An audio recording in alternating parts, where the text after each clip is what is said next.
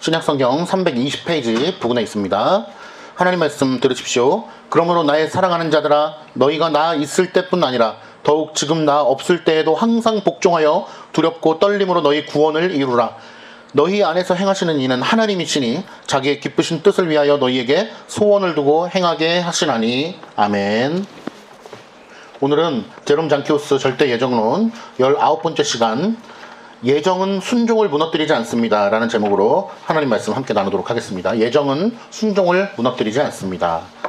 페이퍼 8페이지 부분부터 명제 9가 나와 있습니다. 오늘은 버리심에 관한, 그러니까 유기자에 관한 하나님의 예정에 대해서 살펴보는 마지막 시간입니다. 9번째 명제를 살펴보게 되겠고, 8페이지, 9페이지, 10페이지에 걸쳐서 명제 9를 제가 요약을 해놨고요. 살펴보면서 한번 하나님 말씀 보겠습니다. 성도들 가운데 하나님의 예정론에 대해서 우리가 배우게 될수록 이런 질문을 하는 사람들이 많이 있습니다. 하나님께서 이미 구원받을 자를 정하시고 또 유기당할 자, 지옥 갈 자를 정하셨다면 굳이 우리가 설교를 들을 필요가 있겠습니까? 기도를 굳이 할 필요가 있겠습니까? 권면하고 책망할 필요가 있습니까? 어차피 하나님이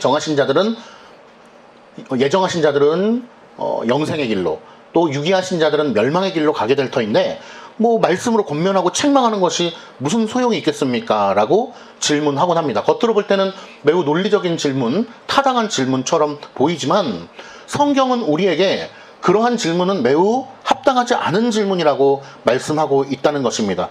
하나님께서는 성경에 하나님의 절대 주권을 매우 강하게 말씀하시면서도 동시에 성도들이 설교를 열심히 들어야 함과 동시에 또 열심히 하나님 앞에 전심으로 기도를 해야 한다라고 하는 것을 가르치고 있고, 또 교회를 통하여 또 때로는 성도들이 서로 권면과 책망을 해야 됨을 강하게 말씀하고 있다는 사실입니다.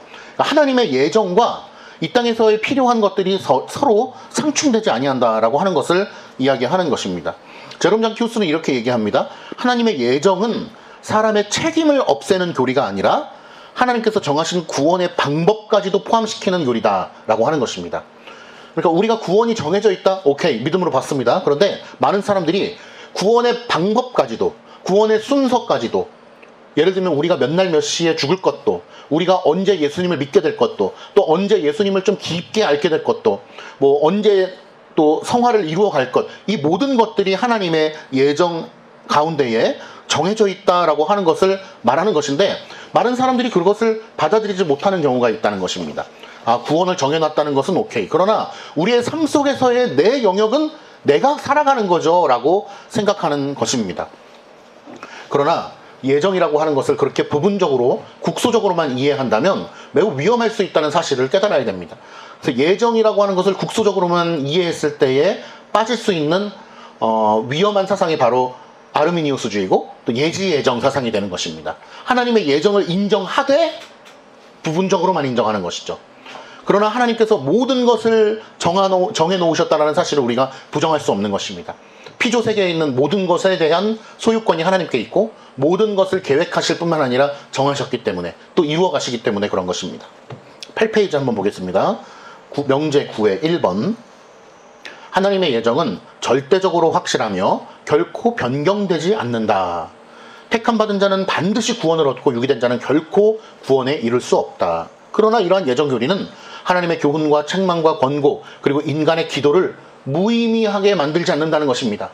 우리 귀하고 복된 성도님들, 하나님의 예정의 교리를 믿으면 믿을수록 어떻게 됩니까? 하나님 앞에 더욱 간절하게 기도하게 되는 것이죠. 하나님의 뜻을 구하게 되는 것입니다.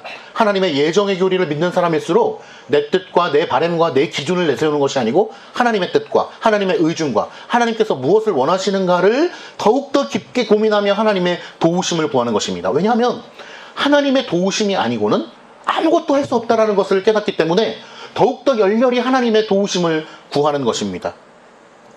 4번, 하나님께서는 예정하신 목적을 이루실 때도 반드시 하나님 말씀과 기도와 같은 수단을 사용하신다. 하나님께서는 예정하신 일을 이루시더라도 하나님의 말씀을 통하여 이루시고 사람들의 기도를 통하여 그 목적을 이루어 가신다라고 하는 것을 성경에서 우리에게 말씀하고 있습니다. 그래서 기도하지 않아도 하나님께서 다 이루어 주시겠지라고 하는 태도는 하나님의 예정의 교리를 바르게 이해하지 못한 것입니다. 다섯 번째, 택자에게 교훈과 책망은 진리를 깨닫고 구원에 이르도록 인도하는 중요한 은혜의 수단이다. 그래서 아까 낮에도 말씀드렸지만 교회에서의 권면과 징계, 치리는 하나님의 말씀인 줄 알고 들어야 된다고 말씀했죠? 그런데 구원받은 사람들은 그렇게 얘기하는 거예요. 아, 교회를 통하여, 교회 목사님과 장로님을 통하여, 당회를 통하여 우리에게 교훈 주시는 것은, 또한 목사님의 설교를 통하여 구원의 말씀을 가르쳐 주시는 것은 하나님의 말씀인 줄 알고 들어야 돼 라고 생각하는 거예요. 그런데 구원받지 않은 사람일수록, 어리석은 사람일수록 어떻게 합니까? 그런 것을 귀담아 듣지 않는 것이죠. 6번, 하나님의 말씀은 택자의 마음을 일깨우고 믿음과 사랑과 거룩함 안에서 더욱 견고하게 세워준다.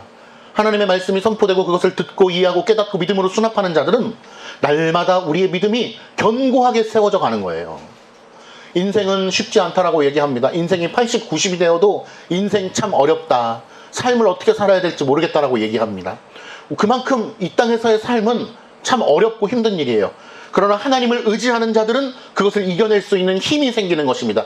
마치 우리가 독감 주사를 미리 맞아놓으면 독감을 이겨낼 수 있는 면역력이 우리에게 생기듯이, 우리가 잠을 충분히 자고 또 건강을 위해서 음식을 골고루 먹고 나면은 우리 몸에 면역력이 생겨서 어떠한 병이나 바이러스가 들어와도 이겨낼 수 있는 힘이 있듯이, 하나님의 말씀을 순종하는 자들은 이 땅의 어려움과 고난 가운데도 그것을 이겨낼 수 있는 힘과 능력과 면역력이 생긴다라고 하는 것입니다. 하나님께서는 모든 것을 예정하시되 수단까지도 함께 예정하셨다라는 사실을 깨달아야 됩니다. 목적뿐만 아니라 그곳에 이르는 과정까지도 하나님께서 다 예정하신 거예요. 어떤 사람들은 이 바운더리 내에서 하나님께서 예정하셨으니까 이 바운더리 내에서는 우리가 맘대로 할 수 있어 라고 생각하는 사람이 있지만, 그것 역시 하나님의 예정과 작정을 부분적으로만 이해한 것입니다. 하나님께서는 우리에게 어떤 바운더리를 허락해 주시고 그 안에서 네가 마음대로 해라 라고 하는 방식으로 하나님을 예정하시는 것이 아닙니다. 그러므로 하나님의 택한 백성들이 복음을 듣고 회개하고 믿음을 갖고 기도하며 말씀을 통하여서 함께 자라가고 견고하게 하는 그 모든 과정과 수단도 하나님께서는 정해 놓으셨다라는 사실입니다. 그런데 특별히 설교와 또 권면과 말씀 안에서의 책망을 통하여 하나님께서는 당신의 성도들을 키워가신다라고 하는 것입니다. 그러니까 우리가 때로는 목사님이 이 강단에서 설교 말씀을 하는 것이 왜 이렇게 똑같은 말씀을 반복하실까, 맨날 들어도 그게 그건 것 같아, 잔소리인 것 같아 라고 생각하는 인간적인 생각이 있을 수 있지만 그렇지 않다는 것입니다. 설교 말씀을 통해서 하나님께서는 여러분들을 믿음 안에서 견고하게 세워가기 위해서 때로는 똑같은 말씀을 반복하기도 하시고, 또 반복되어질 수 없는 성경의 샘솟는 영적인 말씀으로 여러분들을 교훈하고 계시다라는 것입니다. 그러므로 지혜로운 자는 그러한 설교의 말씀, 강단에서 선포되는 말씀을 아멘으로 받고 수납하는 거예요. 하나님의 말씀인 줄 알고 그렇게 믿겠습니다. 받아들이겠습니다. 그렇게 행하겠습니다. 순종하겠습니다. 라고 이야기하는 것입니다. 어거스틴은 이렇게 말했습니다. 계명은, 그러니까 십계명을 얘기하는 거죠. 우리로 따지면 계명은 우리가 무엇을 해야 하고 무엇을 하지 말아야 하는지에 대해서 알려주고, 책망은 설교를 통해서 책망이 나올 수도 있고 권면과 징계를 통해서 책망이 나올 수도 있죠. 책망은 무엇이 부족한지를 깨닫게 해주며, 기도는 우리가 구하는 것을 누구로부터 받아야 된다라고 하는 사실을 깨닫게 한다라고 얘기했습니다. 그러니까 성도에게 있어서 계명, 그리고 책망, 권면, 기도, 말씀, 이것이 필요 없는 것이 아니고 반드시 필요한 하나님의 영적인 수단이다라고 하는 것입니다. 주일에 예배 드리는 것, 주일 오전 예배, 오후 예배 드리는 것, 이것은 하고 싶으면 하고 말고 싶으면 말고 하는 것이 아니고 하나님의 말씀 가운데 분명하게 우리에게 주어진 것이기 때문에 주일을 온전히 하나님 앞에 올려드리는 것이 필요하다. 목사님이 존경하는 한 목사님이 있어요. 저기 인천에 그 정모 교회라고 있습니다. 그 교회 교회는요, 아직도 오전 예배가 있고 저녁 예배가 있거든요. 저녁 7시에. 근데 교회적인 상황으로 보면 충분히 오후 예배로 바꿀 수도 있어요. 요즘에 오후 예배로 바꾼다고 해서 성경적이지 않아, 잘못됐어 라고 얘기하지는 않거든요. 그럼에도 불구하고 그 교회는 저녁 예배를 고수함으로써 자신들이 주일을 온전히 하나님 앞에 올려드리기를 소망하는 심령으로 주일 저녁 예배를 없애지 않고 고수하고 있는 모습을 볼 수가 있었는데, 그러한 모습은 저에게도 참 도전이 되었습니다. 저녁 예배가 옳은 것이냐, 오후에 드리는 것이 더 옳은 것이냐라는 논란을 넘어서서 하나님 앞에서의 자신들의 태도가 어떠하냐라고 하는 것에 대해서는 참으로 바람직하다. 참으로 참 하나님께서 예뻐 받으실 것 같다, 기쁘게 받으실 것 같다, 그 마음을 이런 생각을 하게 되었습니다. 그러므로 우리가 오후 예배를 드린다고 해서 오후 예배 끝났으니까 이제 빨리 내 맘대로 놀러 가자, 뭐 아무거나 하자라고 하는 방식으로 주일을 지키게 되면 그것은 굉장히 위험한 일이 될 수 있다. 주일을 온전히 거룩하게 하나님 앞에 드리는 방식으로서 하나님 앞에 우리가 예를 다하는 것입니다. 그 중에 하나로 우리 어린이들은 주일날은 게임을 하지 못하게끔 제가 하는 거예요. 알겠죠? 다른 날은 다 해도 되지만 주일만큼은 뭐 주일에 게임했다고 해서 뭐 하나님께서 넌 지옥, 이거는 아니에요. 그러나 하나님 앞에 우리의 마음가짐과 태도가 어떠하냐라는 거예요. 그거를 보는 거예요. 태도, 예의와 태도. 사람 앞에서도 예의와 태도가 중요하지만 하나님 앞에서도 예의와 태도가 중요한 거예요. 그래서 가장 중요한 것은 예배는 드리고 싶다고 해서 드리고 안 드리고 싶다고 해서 안 드리고 이런 게 아니다. 이걸 가르쳐 주는 거예요. 두 번째, 예배를 드릴 때는 전심으로 드려야 되는 거예요. 장난식으로 드리면 안 돼. 왜? 하나님 앞에 드리는 것이니까요. 하나님의 말씀을 바르게 잘 들어야 돼요. 찬송을 열심히 해야 돼요. 기도할 때 눈을 감고 전심으로 함께 기도해야 돼요. 그리고 예배 끝나고 나서도 내 맘대로 뭐 어디 우리 놀러 가자 이런 거 안 되는 거예요. 하나님 안에서 우리의 삶을 질서 있게, 물론 집에 가서 TV도 좀 볼 수 있고 산책도 갈 수 있고 자전거도 탈 수 있어요. 친구도 만날 수 있어요. 그러나 그것이 방종으로 가서는 안 된다는 거예요. 최소한의 그 방종을 방지하기 위해서 게임을 방지하는 겁니다. 알겠죠? 이해가 되죠? 아멘? 아멘, 노아멘. 예정은 인간의 책임을 결코 제거하지 않습니다. 하나님께서 모든 것을 정하셨다고 해서 인간의 책임이 없어지는 것은 아닙니다. 하나님의 말씀을 들을 책임이 있고 하나님 말씀에 순종해야 될 의무가 있는 것입니다. 기도도 마찬가지입니다. 기도는 때로는 선택받은 사람만의 특권이 아니라 창조주를 의지해야 되는 모든 피조물들의 마땅한 의무인 것입니다. 굉장히 어려운 말이죠. 하나님을 믿는 사람뿐만 아니라 하나님을 믿지 않는 사람도 하나님께 기도해야 된다는 거예요. 그럼 이런 질문을 할 수가 있어요. 하나님을 믿는 사람들은 하나님께 기도하는 게 당연하고 하나님께서 그 기도를 받으실 텐데 하나님을 믿지 않는 사람도 기도를 해야 된다고요? 그런 게 의무라고요? 신기합니다. 그러나 하나님을 믿지 않는 사람들도 하나님께 기도를 해야 될 의무가 있어요. 왜냐? 그들은 피조물이기 때문에 그렇습니다. 그러나 그들이 드리는 기도가 그러면 우리 신자들의 기도와 똑같은 것이냐? 그렇게 볼 수는 없죠. 그러나 그들에게도 의무가 있다는 것입니다. 의무가 있다고 해서 그들의 기도로 말미암아 그들이 구원을 받는다라고 얘기하는 것은 아닙니다. 모든 피조물들은 불신자라 할지라도 하나님을 인정해야 될 의무가 있는 것입니다. 예수님과 사도들은 예정을 믿으면서도 끝까지 복음을 전했습니다. 사도들, 그리고 제자들이 사도들이죠. 하나님의 절대적인 예정을 누구보다도 굳건하게 믿는 사람들입니다. 그럼에도 불구하고 그들은 전 세계 복음을 위해서 자신들의 목숨을 헌신했던 사람들입니다. 베드로는 예수님의 십자가가 하나님의 예정 가운데 이루어진 사건이라고 설교했습니다. 그러면서도 유대인들에게 회개를 촉구한 것입니다. 그리고 쉬지 말고 기도하라. 선줄로 생각하는 자는 넘어질까 조심하라. 상을 얻도록 다름질하라 라고 권면했습니다. 왜냐하면 하나님께서는 예정하실 뿐만 아니라 예정에 이루시는 방법도 다 사용하시기 때문입니다. 그래서 설교가 필요하고 기도가 필요하고 권면이 필요하고 책망이 필요한 것입니다. 이 모든 것이 하나님의 예정 안에서 이루어지는 하나님의 수단입니다. 그래서 우리는 복음 전도를 포기해서는 안 되고 기도를 중단해서는 안 되고 말씀을 가볍게 여겨서도 안 됩니다. 우리가 개혁주의를 사랑하시는 많은 분들이 하나님의 말씀을 무겁게 여기고 때로는 기도도 열심히 합니다. 그런데 복음 전도를 등한시 여기는 경우가 있습니다. 그것은 왜곡된 생각이죠.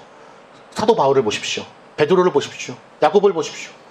예수님의 제자들을 보십시오. 또 속사도들을 보십시오. 또 많은 종교개혁가들을 보십시오. 그들은 목숨을 걸고 전도했고 복음을 전하는 데 있어서 게을리하지 않았습니다. 우리가 개혁주의 신학을 사랑한다고 얘기하면서 복음 전도를 게을리하는 것은 하나님 앞에 회개해야 될 일입니다. 물론 이 세상에 노방전도, 많은 인간적인 방식의 전도가 있습니다. 그렇다면 우리 개혁주의를 사랑하는 사람이라면 인간적인 전도가 무엇인지를 정확하게 파악하고 인간적이지 않은 전도, 신적 권위의 전도, 하나님께서 기뻐하시는 전도를 할 수 있도록 최선을 다해야 될 것입니다. 그것이 우리의 의무인 것입니다.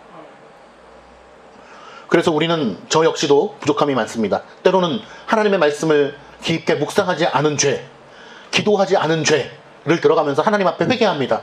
그러나 이번에 제롬 장큐스의 이 글을 보면서 한 가지 더 얹고 싶습니다. 성경적인 복음 전도를 게을리한 죄에 대해서 하나님 앞에 회개하고 그런 복음 전도에 대해서 정말 열심히 하기를 소망하는 마음으로 하나님을 의지하기를 원하는 것입니다. 말씀의 결론을 맺겠습니다. 예정은 우리를 게으르게 하는 교리가 아니라 더욱더 충성되게 만드는 교리입니다. 그러므로 개혁주의 신학을 사랑하는 교회일수록, 개혁교회일수록 하나님의 말씀에 더욱 충성해야 됩니다. 하나님의 명령에 더욱더 충성된 종이 되어야 됩니다. 예정론은 아무것도 하지 않아도 된다는 교리가 아닙니다. 오히려 하나님께서 이루실 것을 믿기 때문에 누구보다 더욱더 승리를 바라보며 담대하게 하나님의 말씀을 믿고 충성스럽게 순종하면서 담대히 나아가는 교리인 것입니다. 결과에 대해서는 우리가 책임질 것이 아니지만 하나님께 속해 있다는 믿음을 가지고 말씀을 전하고 기도하고 권면하고 회개하면서 순종하는 것이 우리의 책임인 것입니다. 하나님의 절대 주권을 신뢰하면서 하나님의 명하신 은혜의 방편들을 잘 붙드는 우리 모두가 되기를 바라면서 오늘 유기자들에 대한 하나님의 예정에 대한 명제 9번째를 마치도록 하겠습니다. 기도하겠습니다. 하나님 아버지 감사합니다. 하나님께서는 구원하시는 자들에 대해서도 모든 것을 예정하셨고 또 버리는 자들에 대해서도 모든 것을 예정하셨고 이 세상에 있는 그 모든 것에 대하여 예정하셨음을 믿습니다. 그러나 그 예정이 우리를 게을리하는 것이 아니고 더욱더 담대함으로 충성되이 하나님 말씀에 복종케 하도록 인도하여 주시옵소서. 그 모든 말씀 예수님의 이름으로 기도드립니다. 아멘.